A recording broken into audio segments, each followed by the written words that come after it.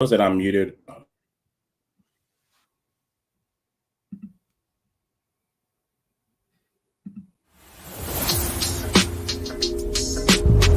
Were you an athlete, school teacher, or maybe worked in a corporate world? Our careers, they tend to be the way that we identify ourselves. Now, what happens when that identity is taken from you? We found ours in real estate. Now, let us help you find yours on the Free Agent Real Estate Investing Podcast, starting now.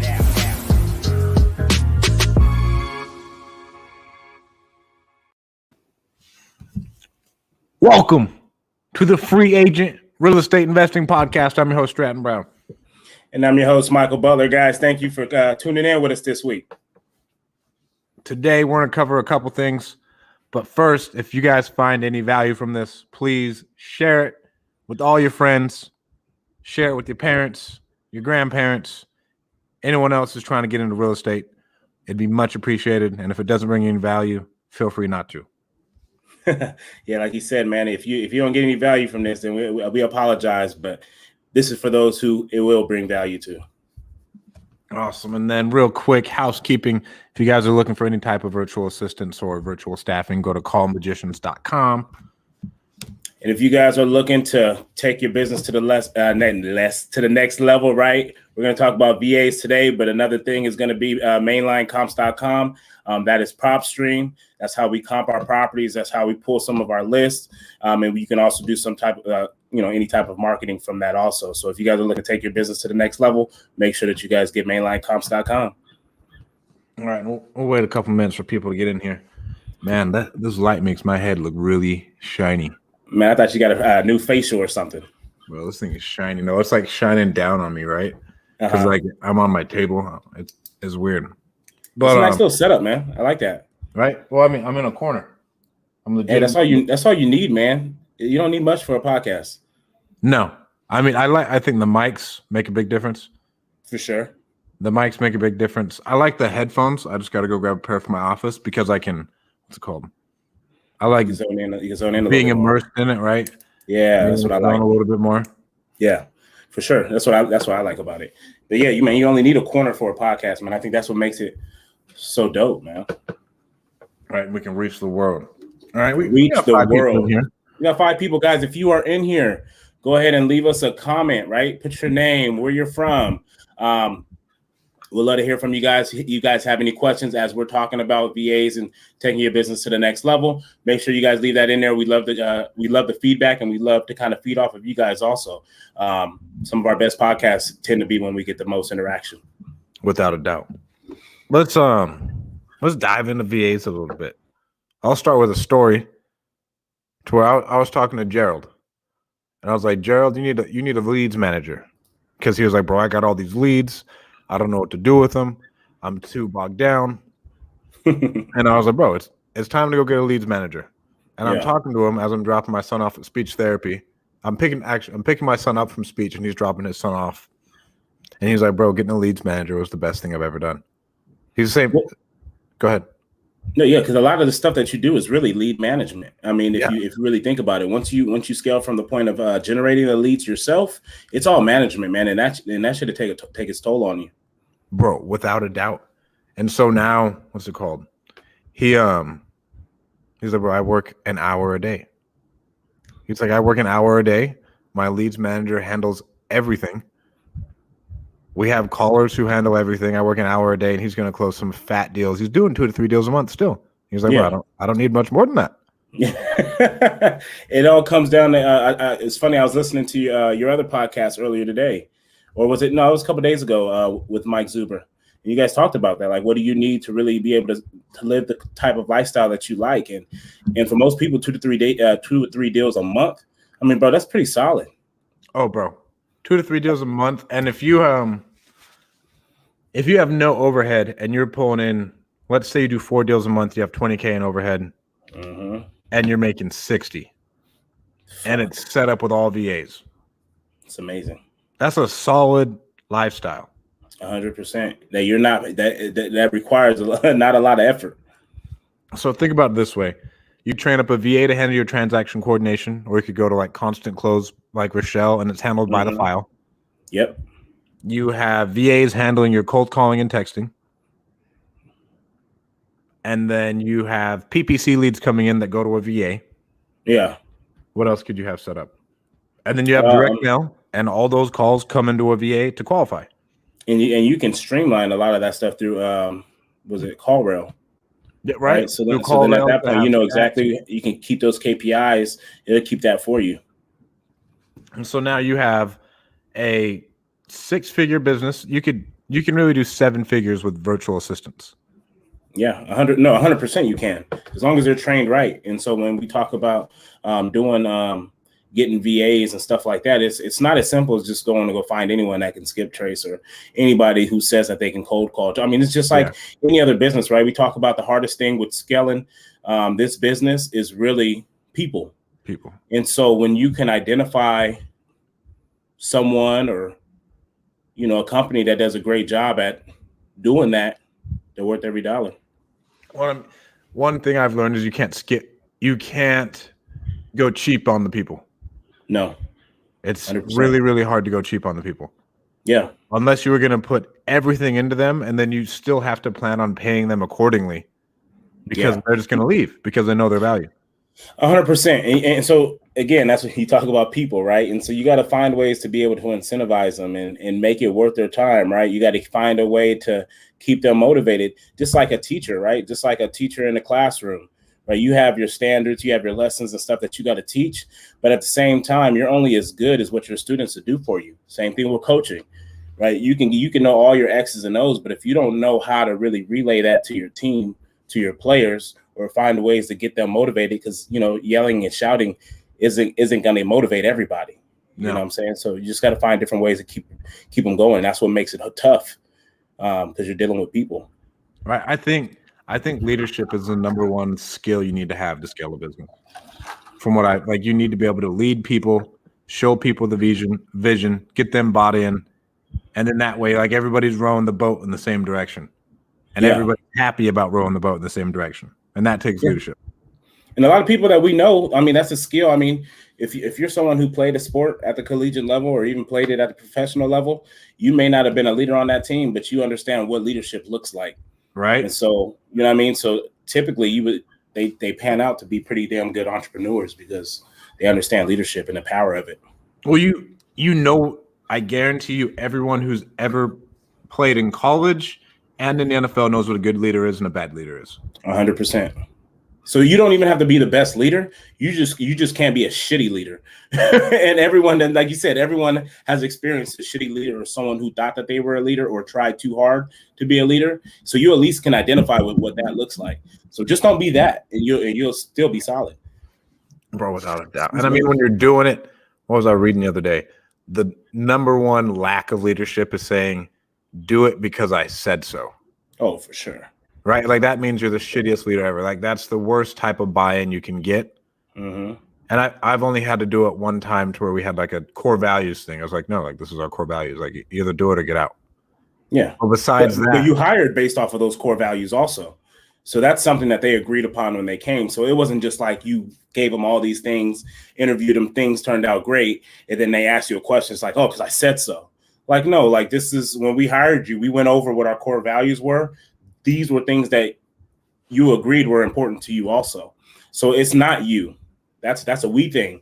We agreed to these core values. We believed in these, because you wouldn't be here if you didn't. Without a doubt. And so, like, when you are, I'd say number one, when you are getting virtual assistants, like, you're hiring on new employees. The number one thing that people make mistakes of is they're just hiring on like a robot random across the country, to where, like, you're hiring someone with a family who has wants, needs, cares, all that. They're just in a different country where their living wage is lower, and it's a blessing for us. It's a blessing for us, 100%. Yes. Max Maxwell said that great in some of his videos. He was like, don't just, especially for newbies, when they first get into it, and they're like, oh, should I just go hire a VA? And he's like, no, don't just go hiring VAs, you know, to try to not do the work, avoid doing work. You know, you hire VAs when you can afford to keep them, because once you hire VAs, man, you're supporting their family. Yes. You know, you're not just hiring someone to skip trace for you or to cold call for you. Like, these people have it's a livelihood. You know what I'm saying? So don't take that step unless you're ready to support somebody else's family. Right. When they're out there looking for work, like all those people who message you on Facebook, they're out there looking for work to try and support their family. Even though they're annoying, but they're hustling to support their family. Yep. So you can't really toy with them. Mm-hmm. And when you bring them in, just like any other humans, you got to set the expectations. And like, okay, here's our core values. Here's what is expected of you. Excuse me. And like, okay, we're gonna do this, this, and this, and these are your metrics. And this is how you know you're doing good. And this is how you know you're doing bad. And if you don't follow this, eventually it will lead to you getting fired. And that way you're both on the same page and they know, okay, this is a good job. This is a bad job. Instead of just throwing them in there, like, hey, where the fuck are the leads? I've done that. Like when I first got started. I was like, bro, you guys have been calling for 3 weeks. Like, where are my leads? Yeah. Well, and you know, what's funny is because I felt like that early on too, but it's what you're asking for. You know, before I'm asking for if they're, you know, motivation, you're looking for is it 4 pillars? We're looking for the 4 pillars.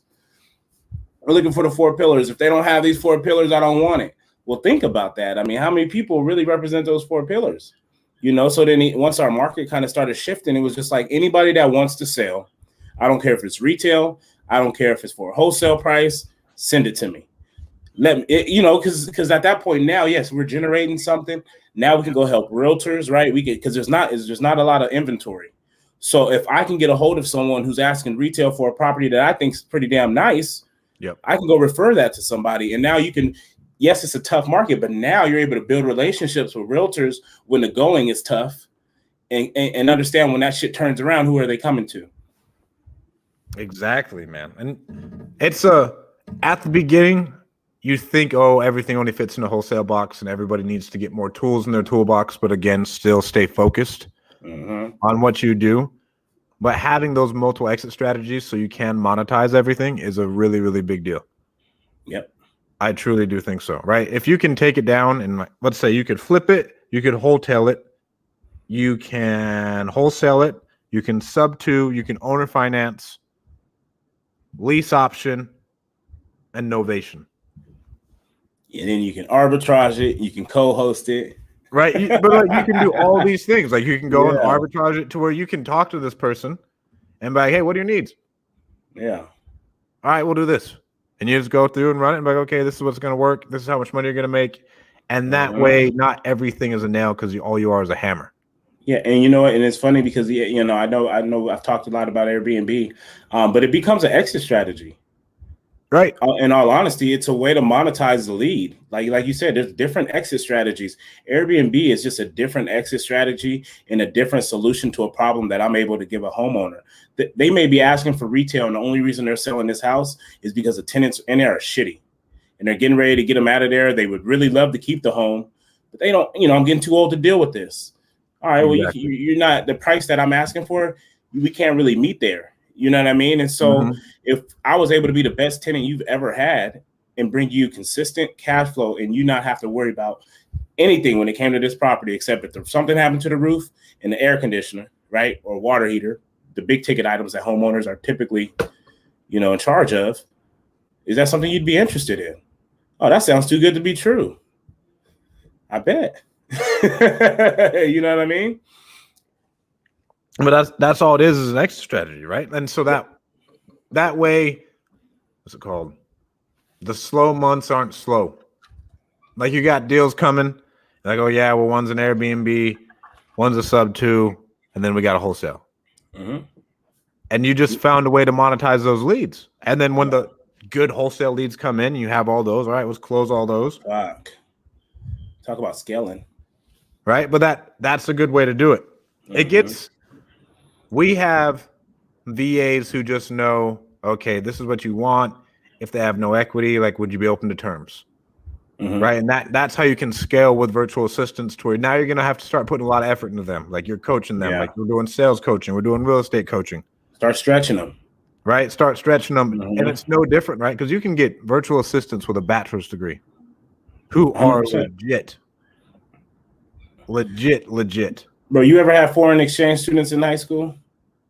Yeah.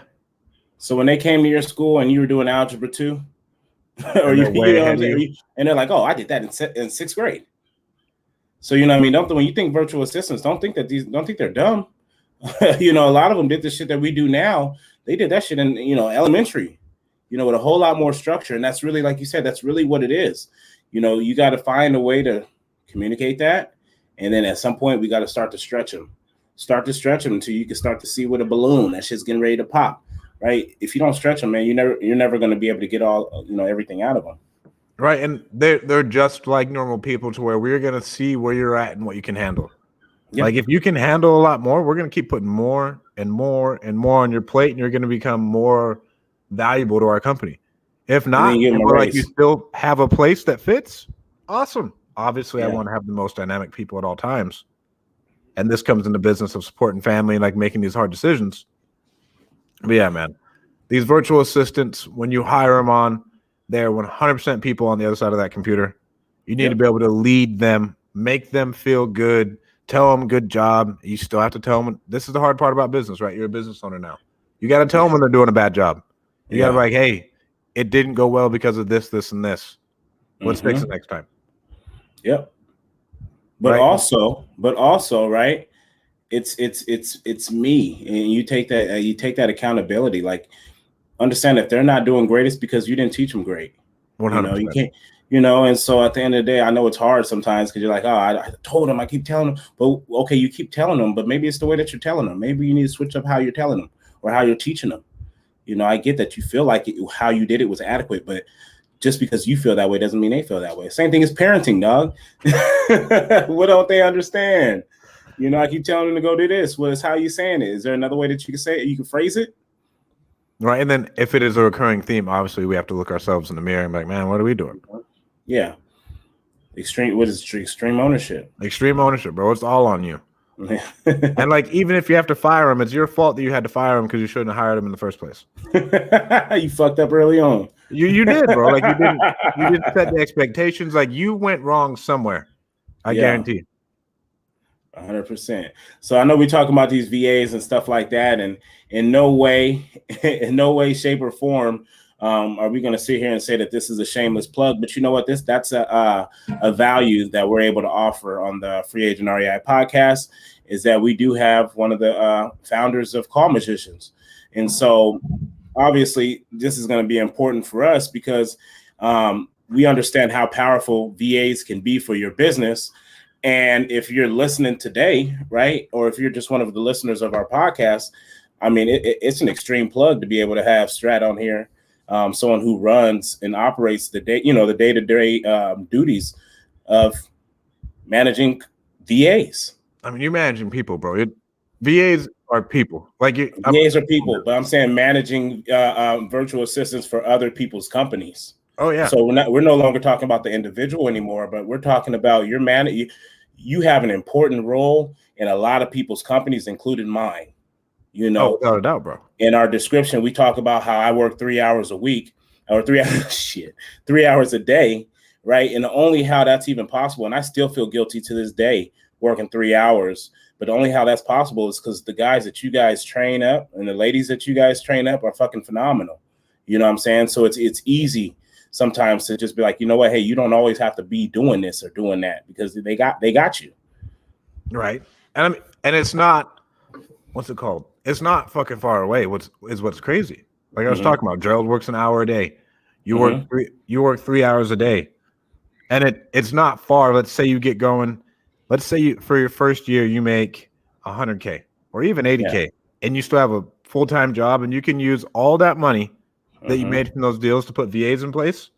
You can keep that full-time job. Yeah. 100% you can keep that full-time job. I highly suggest you keep that full-time job. The only reason I'm not working, dog, is because of COVID. Because I can't sit here and tell you that if COVID hadn't happened and there was no substitute teaching jobs, that I wouldn't be substitute teaching right now. I 100% would be substitute teaching right now because it was a comfort. It was still good money. This business, it was generating a lot of money. But at the end of the day, I would have been able to probably do a whole lot more. But bro, COVID hit, you start changing your schedule. I work 3 hours a week now. I get to spend more time with my family. There's no point in giving that up anymore. No. All right. I've come too far to come this far.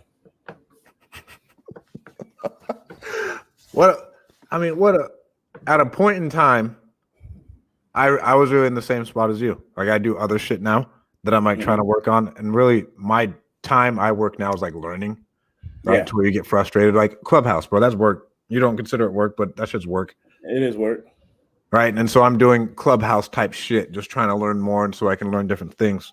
But at a point in time, what was it? Last year, same thing, bro. Like I can work 3 hours a day. In my real estate business, I probably work. I don't really work in my real estate business. I work at KPIs, and it's because virtual assistants. We have people making calls. I call our self-storage owners, and that's about all. All our other leads get acquired, sold, and everything else through virtual assistants and partners. Yeah, 100%. And it's funny because, you know, we talk about this podcast, right? Hey, we're completely transparent on this thing, right? Putting together a podcast, dog, is not easy. And so we go live every week, you know what I mean? But at the end of the day, there's a what is it? Not the background, but there's stuff that has to take place in order to get it distributed to everyone. And so, I mean, I sit here and I watch everybody's podcast gets freaking. I'm getting notifications on Apple Podcasts. I'm just like, man, what's going on with ours? And so it's just something that I got to learn, you know. And then I actually take the time and start learning a little bit more of it. Right. And I start learning a little bit more about it. And I'm like, you know, this is something that I could have completely taken on. And I wouldn't have been able to come to that realization if I was working full time in my wholesaling business. And so when I look at me going to the office 3 hours a day, like this is stuff that can be added on as tasks for me to do on a Monday or on a Tuesday. You know what I'm saying? Coming in, make sure everything's ready, getting it pushed out to you guys. So you guys are consistently able to get our podcast, whether that be on a Thursday or a Friday. You know what I'm saying? So yeah, man, but virtual assistants have allowed me to be able to do stuff like that. Well, and you can start another business. Like you can start another business. You can spend more time with your family. You can scale more. Then I think the biggest thing is, right, you have more time to learn. You talk about like the time you're like, bro, Clubhouse is way different in Airbnb than it is wholesale. 100%. And so much info from that. And now you have more free time to think big picture and learn more and see what else can I do. I've put more time into learning things on Airbnb than I've put into my wholesaling business this year. And that's because I do have one person that I work with, and I always tell him, he's been with me for a while, you know, going on a year soon. And so I lean heavily on him. And I always tell him, I said, I never want you to feel like you work for me. You work with me. We work together, because I understand how valuable he is to our company. And so he's allowed me to be able, him and also our, 3 virtual assistants that we have, that it makes it a whole lot easier to focus on other things. And like I said, I've spent more time on Airbnb just because that's what's bringing me a lot more passive income. And so I need to find ways to be able to generate more proceeds from there by using this business in order to do so. 100%.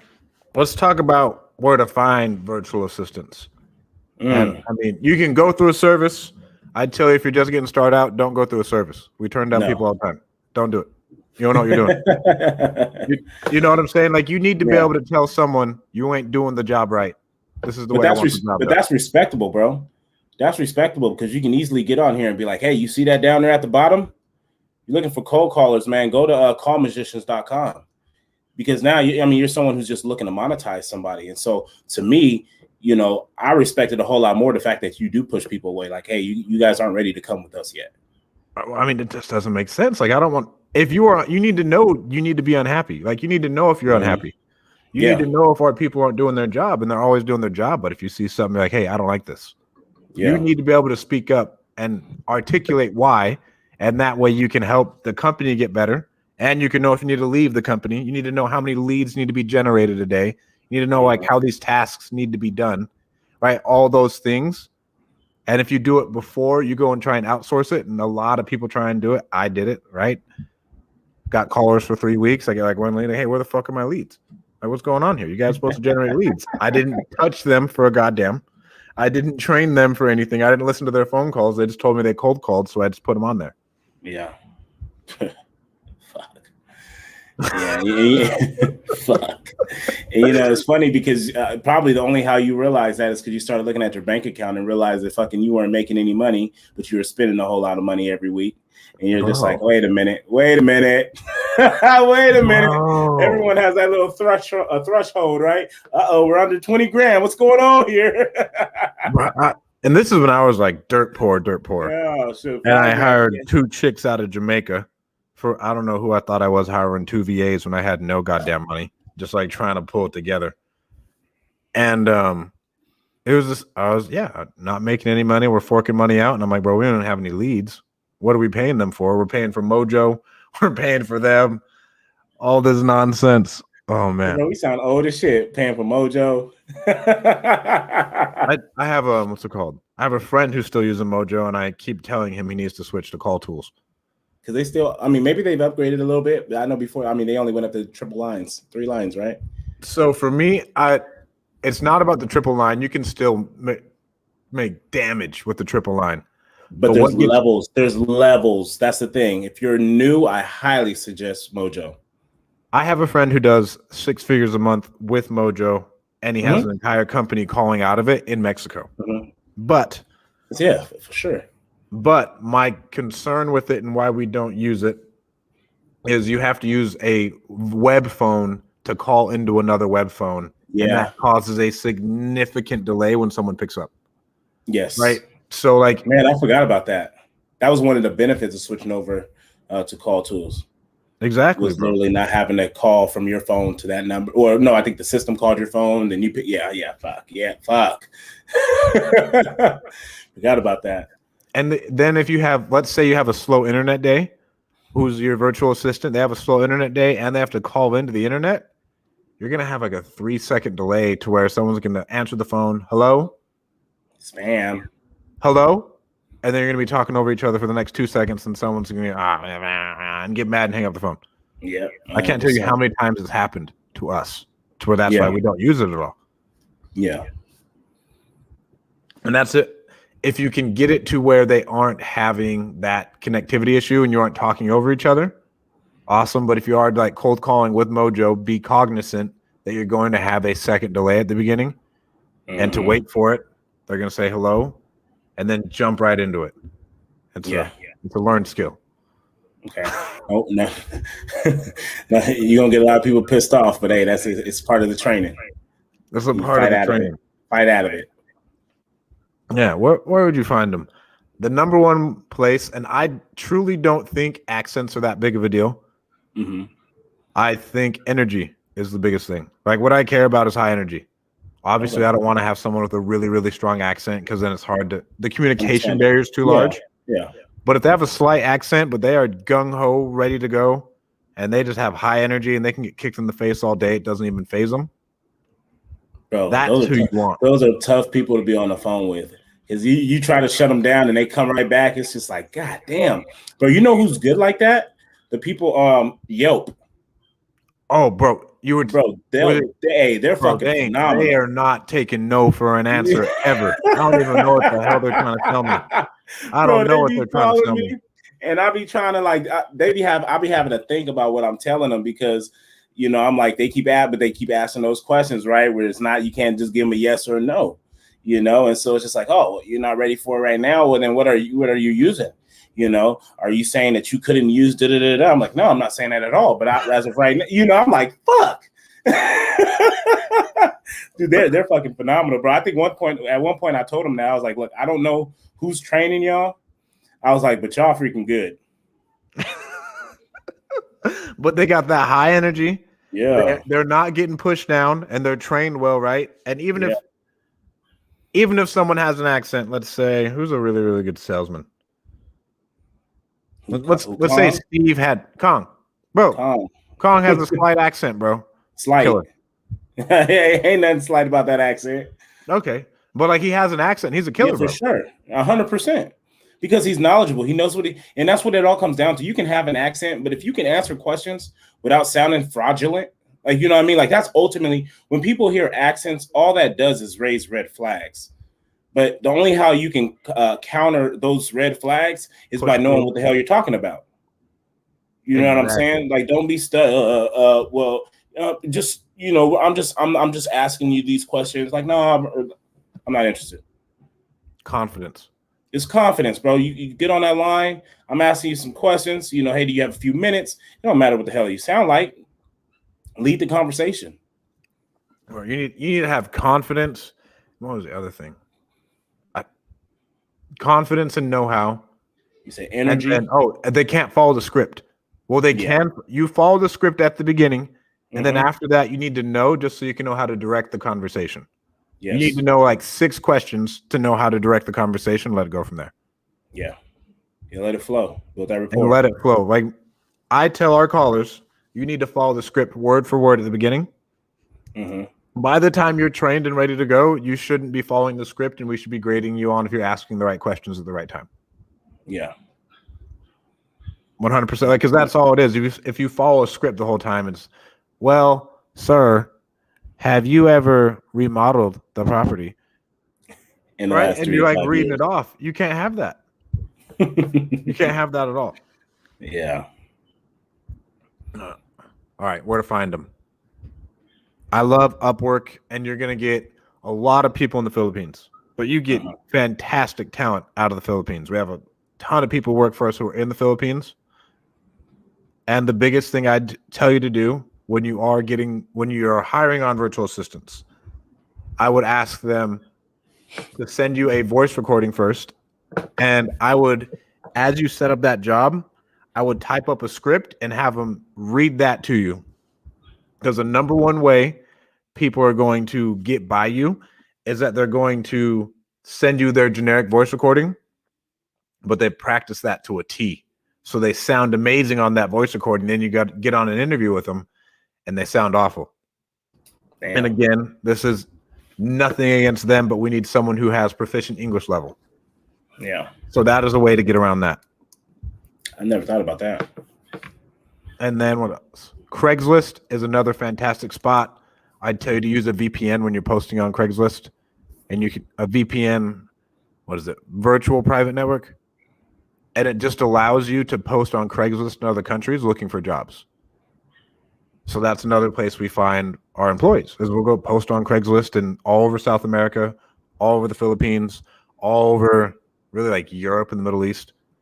And it'll say, we'll go log in with a VPN, because if you don't use a VPN, then you'll automatically get flagged, like 100%. Yeah. That makes sense. Yeah. So do that. And then what else do we use? Craigslist and Upwork, bro.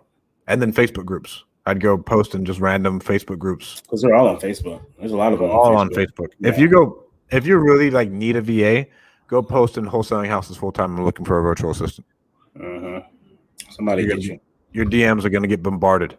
Blew up. Bombarded. Got to get blown up. Okay, so we went over how to find them. We went over kind of how to treat them, right? At the end of the day, they're people. They have families. And then, okay, so that's if you're looking for them early on. Okay, so now you're someone you're at least closing 1 to 2 deals a month, right? So you're making over $100,000 a year, because let's just say your average deal size is about $10,000, right? And so that's life changing for someone who already has a job. You're closing 1 deal a month. You've been able to consistently close 1 deal a month. You're on to something. It sounds like at that point you're just having to find out a way to multiply that. And we know the only how you really multiply that is by turning it up.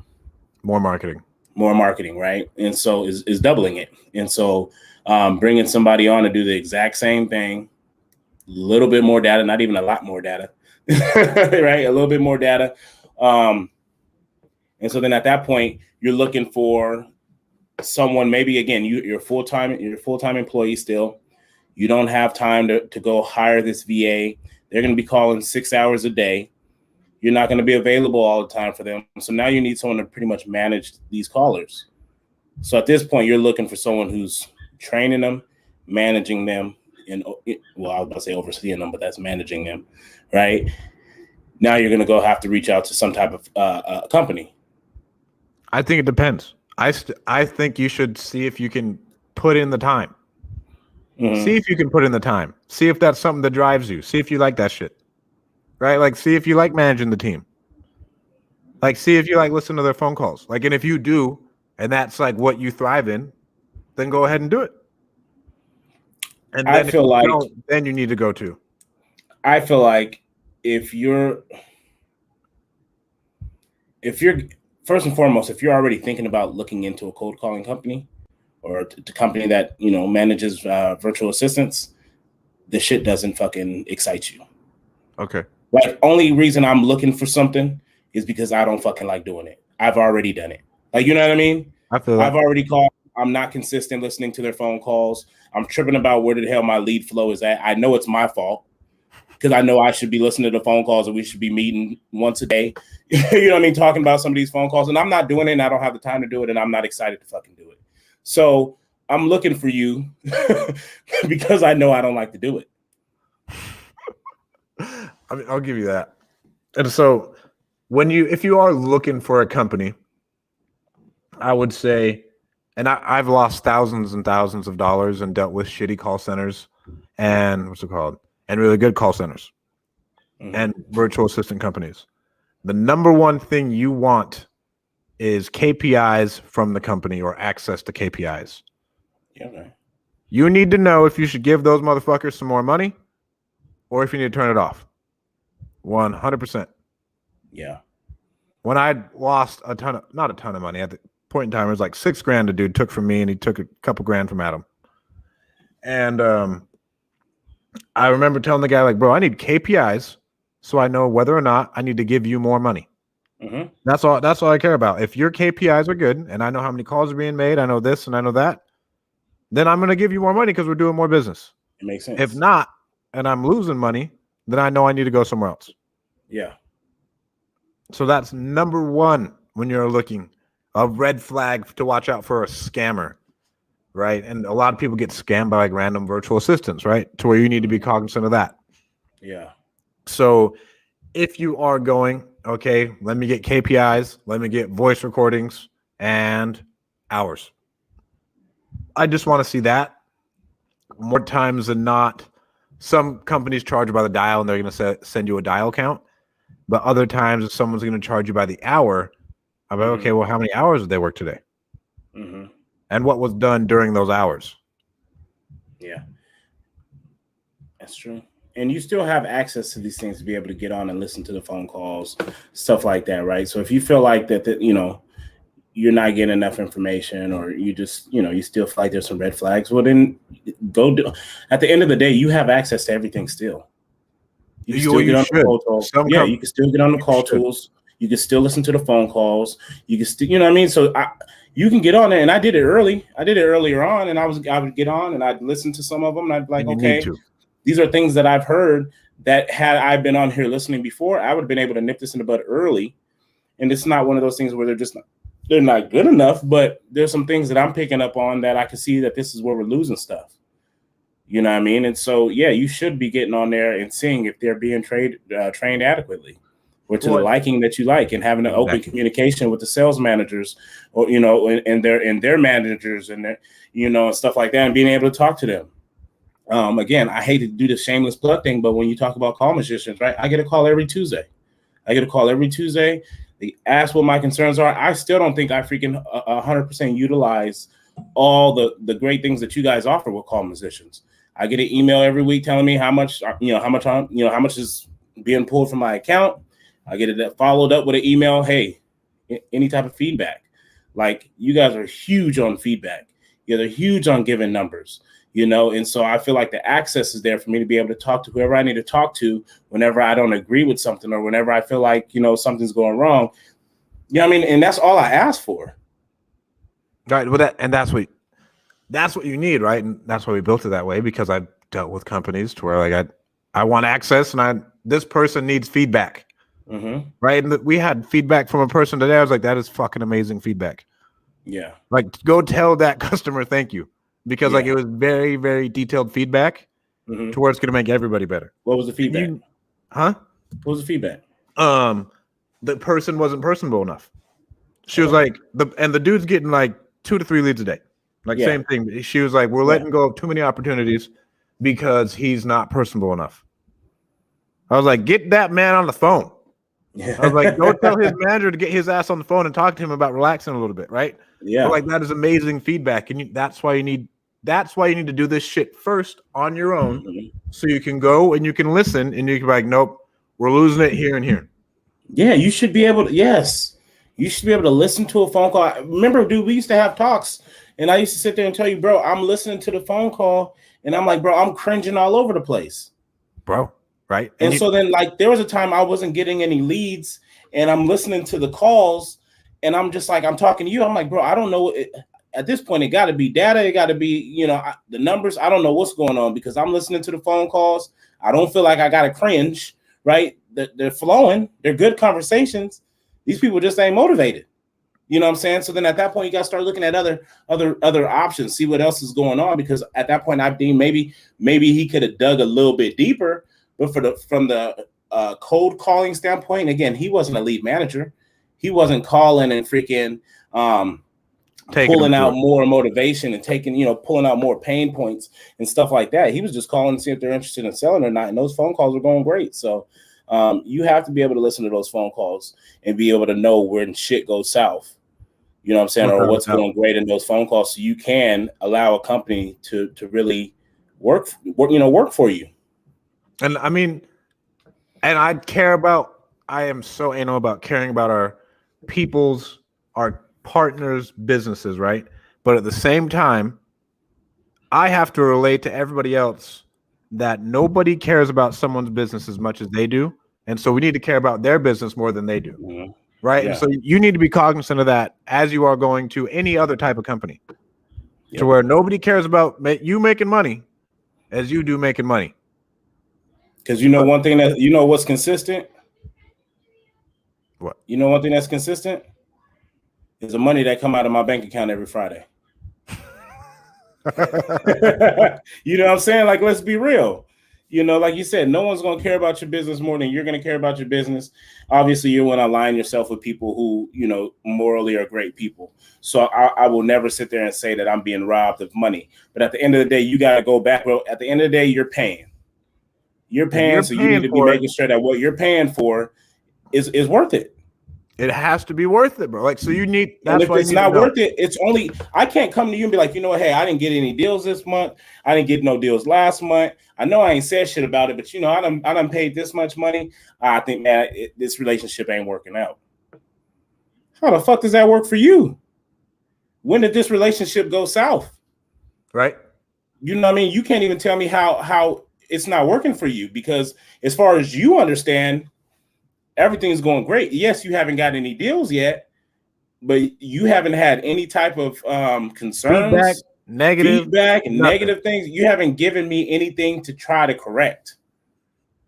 And so it goes right back onto that extreme ownership. Without a doubt. What else do we got to do to keep the companies in check that I've done and that we try and do? I think the constant feedback, I think listening to the calls, giving your VAs appropriate data is something that everybody runs into. And like we tell our people, if you cannot give us at least 10,000 addresses a month, you probably shouldn't work with us, because the last thing we want to do is take your money. Yeah. Because if you don't give a VA that and they're going to call for 36 hours, guess what? The VA is just taking your money because they're calling into nothingness. Yeah. Right. So when you do bring on a virtual assistant, whether it's yourself through a company, you want to give them as much data as humanly possible and that you can afford. Hey, and you guys just started giving us back data on people that we haven't been able to reach. Yeah. Right. And I know that's been something for a while that I don't think I've been able to figure out a way to kind of get in there and kind of get that stuff. So being able to get those back and find out, hey, this many people we haven't been able to reach 10 times. Yep. And then remarket to those people. But that's tough now. Because now here's my question. Now, cold calling. Now, obviously, I can't go text them because the numbers is wrong. So the next thing, what, direct mail? Like, that shit's expensive. Yeah, the next thing is direct mail. And I would tell you, I would sort it out through, and I don't know how Chase has these dispositions set up, but if it's going to send you out like each separate disposition, for every was a wrong number, and all that came back was a wrong number, I'd go and take that to a different skip tracing company.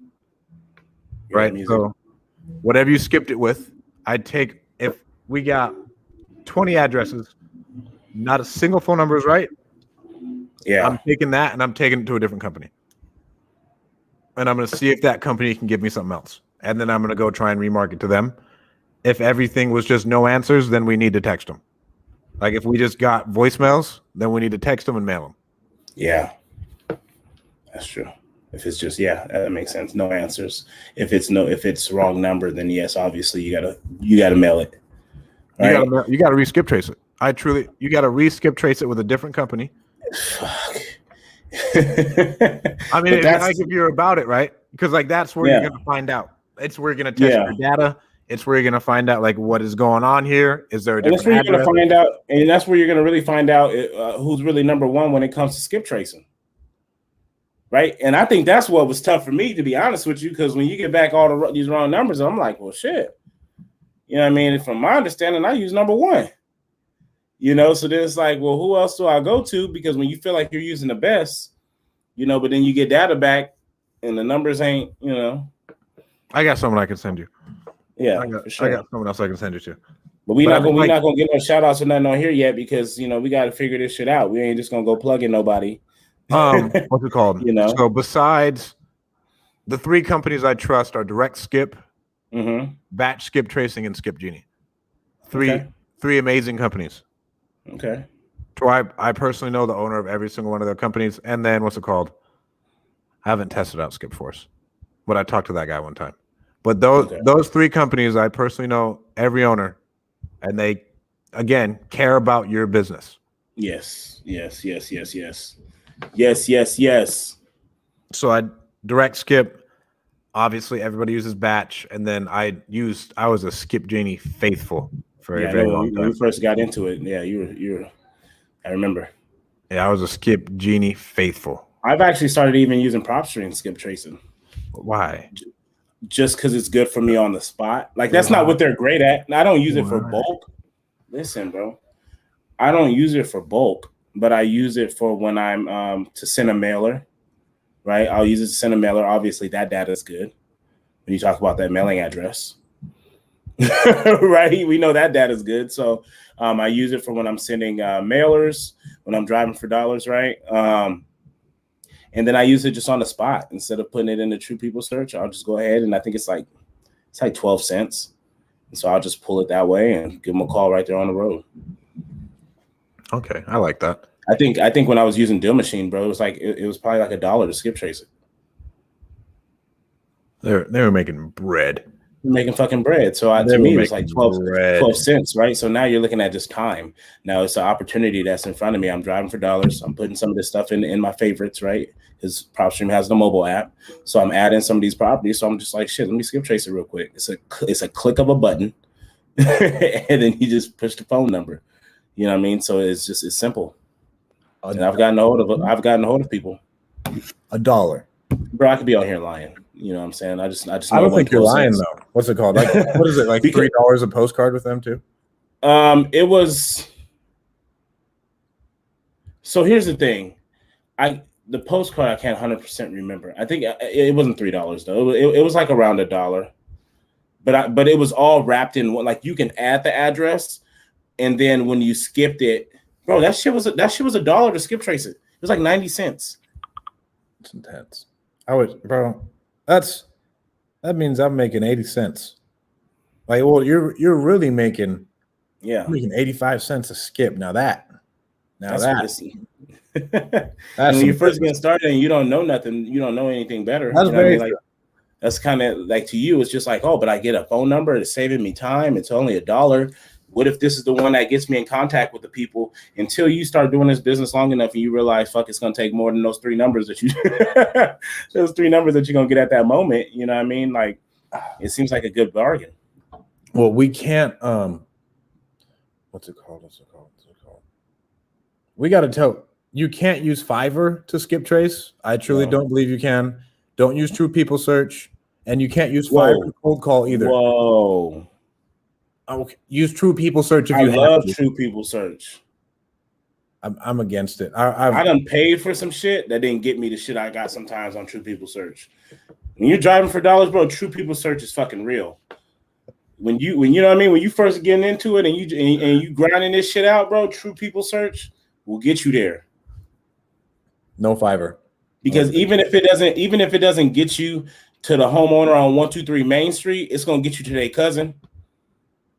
You know what I mean? Like, because it's all it is clicking other people who have lived in that address. You're calling aunties, you're calling sons, you're calling nephews. Hey, I'm looking for so and so.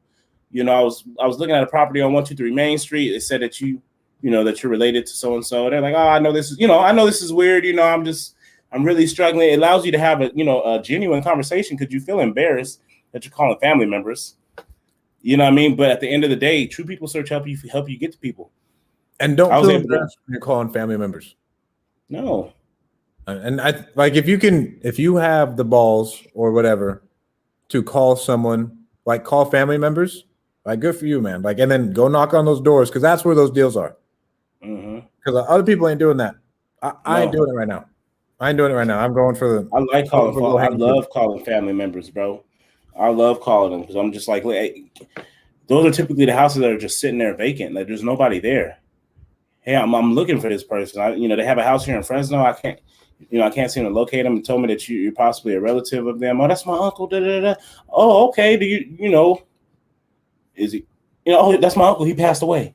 Like, oh man, I'm sorry to hear that. My condolences to your family. You know what I mean? You have any idea what they're doing with this property? Who would I speak to about the property? That's a good segue. You know what I mean? Hold on. So, don't shit on True People. Fine, but like no Fiverr, bro, and no Fiverr for callers either. No Fiverr for callers. What's it called? If you are truly trying to get in dials, what's it called? I have never used them, and lead miners are our competition, but like that, they have enough reviews to where they must be doing some shit right.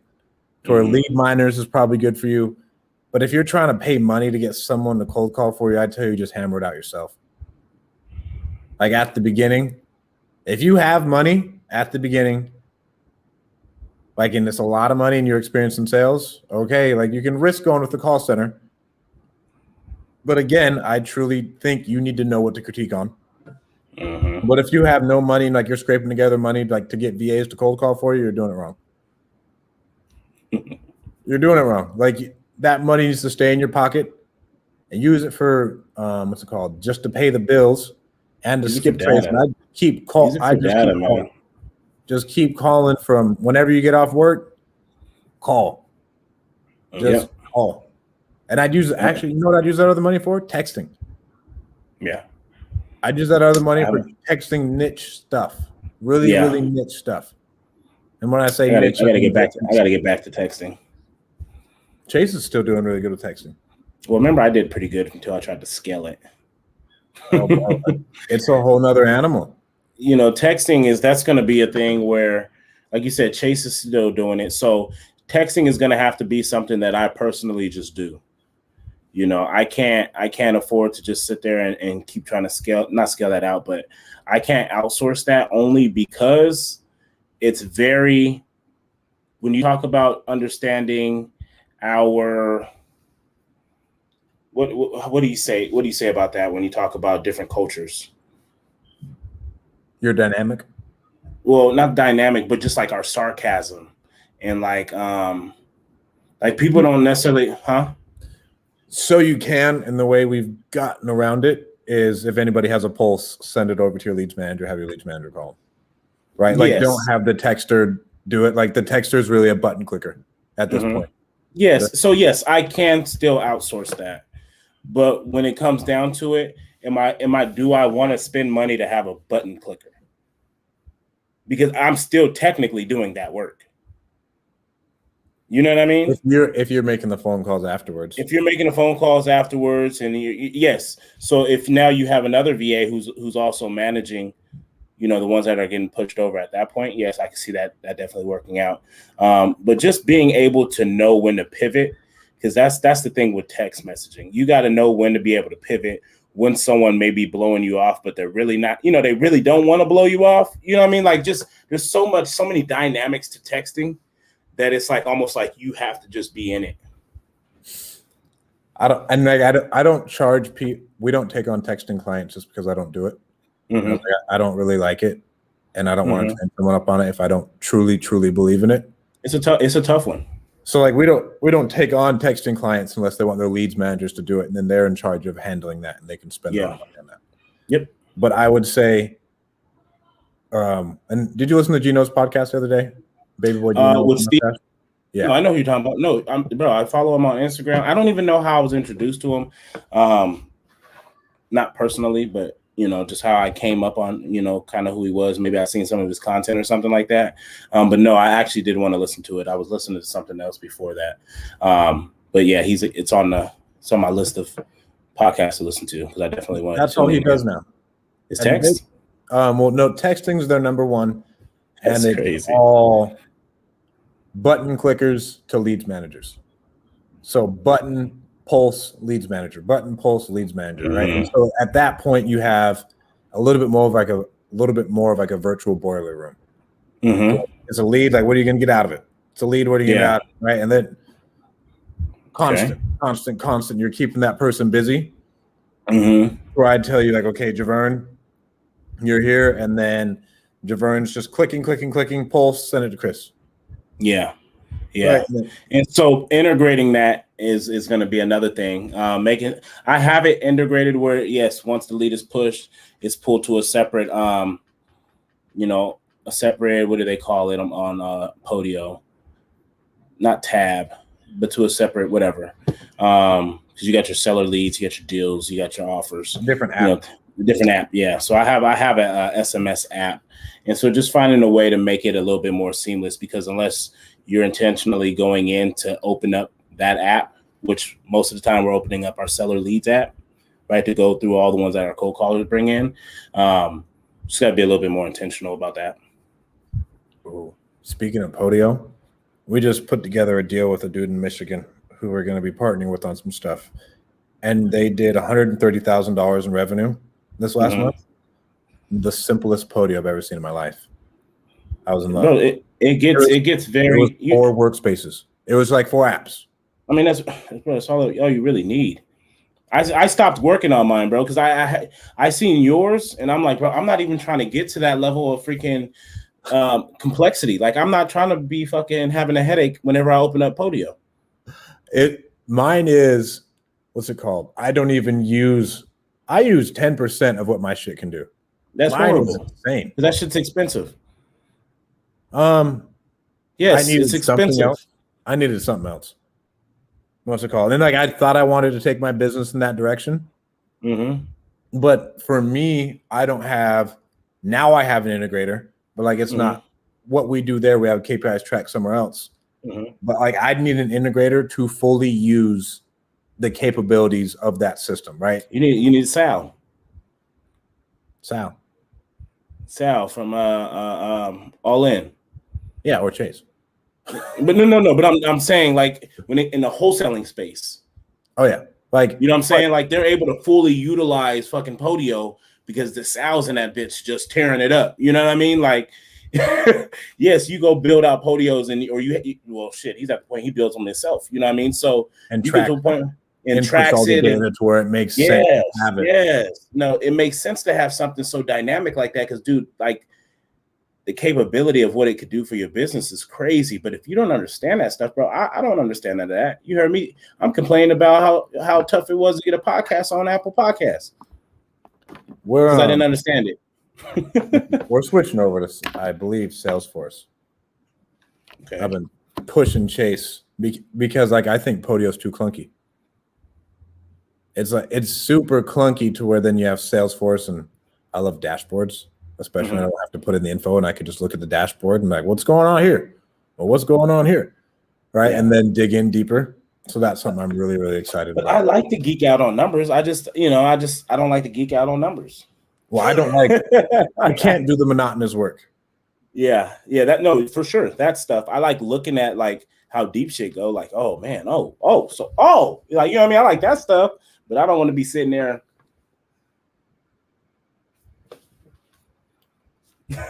Like, okay, so I gotta put these numbers there, and then I gotta. and then you click save and you go back and then it's just a little bit off. You're like, okay, so I got to go tweak this. Okay, what did I do? Okay, I did this. No, bro, I'm not trying to do all that. I don't have the patience for it. Bro, I got a 7-year-old, a 4-year-old, and a 3-month-old. I ain't got patience for that shit.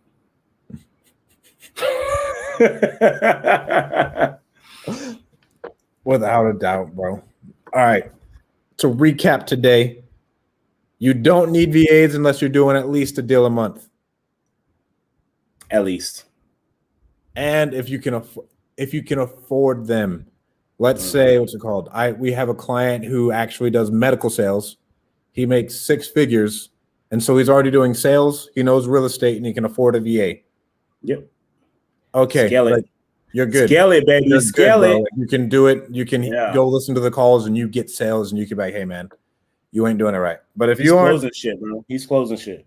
And bro, he'd made 50 grand last month, by the way. He just needs leads. Right. He just needs leads. So we got that. VAs are people. Treat them accordingly and develop your leadership skills so you can get them on the boat rowing in the same direction. They got families and shit. So don't go hiring people that you can't afford to take care of families or that you're letting them go right before Christmas, bro. Don't be an ass. Right. And then how to find them. I think Upwork is amazing. I think Craigslist is amazing. And Facebook groups. A major tip, send them a script so then they have to read that to you. Yep. And then send them an English test too. Ooh. The next one, make sure their energy is high. And you don't want anybody with just customer service. You want them to have outbound sales experience if this is cold calling.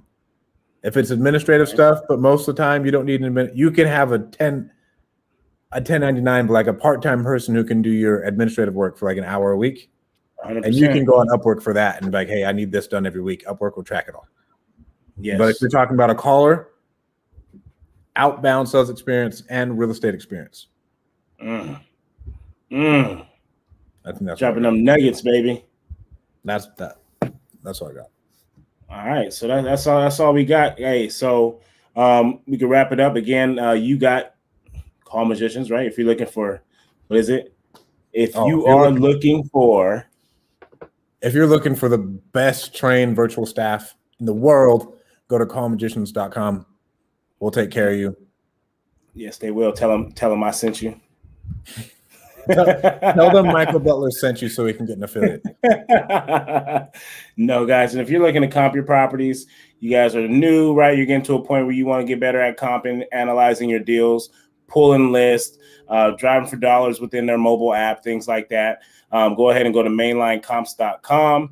That's PropStream. I went ahead and made that a whole lot easier for you guys. Instead of giving you an affiliate link and all this other stuff, I just went ahead and created Mainline Comps for you guys to go there, get your 7-day free trial, and change your business. And guys, again, if this brings you any value, go like it, give us a 5-star review, and share it with your friends. Share it on Instagram. It's all we ask. Share. And follow us on Instagram at StratDaddy. And Michael Butler Jr. All right, guys. Have a great weekend. See you. Thank you for tuning in to the Free Agent Real Estate Investing Podcast. Don't forget to give us a 5-star review. If you would like to stay in touch with Stratton and myself, follow us on Instagram. And please be sure to subscribe to our Free Agent REI Podcast YouTube channel.